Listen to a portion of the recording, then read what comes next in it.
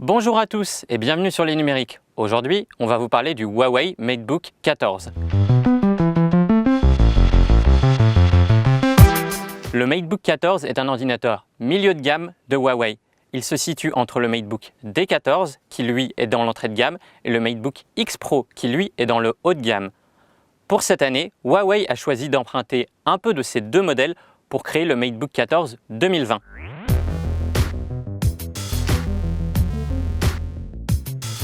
Au niveau de la construction, Huawei reprend donc des éléments qui étaient déjà présents sur les autres ordinateurs de sa gamme. On a donc un châssis sobre avec une robe argentée, un écran 3,5 comme sur le MateBook X Pro qui permet donc un confort de visualisation plus élevé puisqu'on aura plus d'espace sur le champ vertical, ce qui nous permettra d'apprécier mieux le contenu, que ce soit sur des pages web ou sur des tableurs Excel. Au niveau du clavier, Huawei réussit ici presque un sans faute puisqu'on a ici un clavier presque plus silencieux que sur le D14 qui était déjà très bon à ce niveau-là et un très bon retour tactile des touches avec une course assez prononcée. Au niveau de la connectique, on a deux USB-A, un HDMI et un USB-C. On regrettera la présence d'un seul unique USB-C puisque c'est aussi celui-ci qu'on utilisera lors de la charge. On condamnera donc cet USB-C lors de la recharge de l'ordinateur.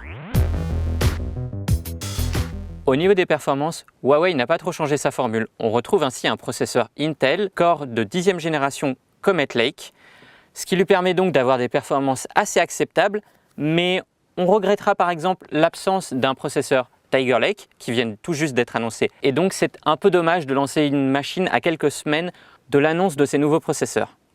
Par contre, le Huawei MateBook 14 bénéficie d'un atout secret. Il a une carte graphique Nvidia MX 350. Ce n'est pas une carte graphique très puissante, mais elle est assez polyvalente. Du coup, elle vous permettra de faire un peu de jeu, en détail minimum 1080p de préférence, et aussi d'accélérer certains rendus, par exemple dans des applications comme Blender. On regrettera néanmoins que cette carte graphique ne puisse pas accélérer les exports vidéo, que ce soit dans Handbrake ou dans Adobe Premiere. Au niveau du processeur, on est sur exactement le même modèle que le MateBook X Pro. Mais au sein du MateBook 14, on a un châssis un peu plus épais, ce qui lui permet d'avoir une dissipation thermique un peu mieux gérée et du coup, on a des fréquences qui sont mieux tenues sur la durée, ce qui permet d'avoir une performance qui est plus égale au fil du temps. Avec ces composants, cela lui permet donc de se classer favorablement face à ses rivaux comme le Dell XPS 13 ou les ultraportables de chez Lenovo ou bien HP. Au niveau de l'écran, on a donc un format un peu particulier, le 3,5, et pour l'accompagner, une résolution un peu particulière, 2160 par 1440 pixels. On a également un bon contraste, aux alentours de 1400 pour 1, une bonne luminosité à plus de 400 candela par mètre carré. Avec cela, on a une plutôt bonne colorimétrie de l'écran qui se situe à un delta E de 3, ce qui nous donne des couleurs assez fidèles. La seule déception vient en fait du revêtement de l'écran qui est brillant et qui est parmi les plus brillants de notre comparatif avec une moyenne de plus de 50% de taux de réflectance. Cela peut donc transformer l'écran en un véritable miroir, ce qui est un peu dommage.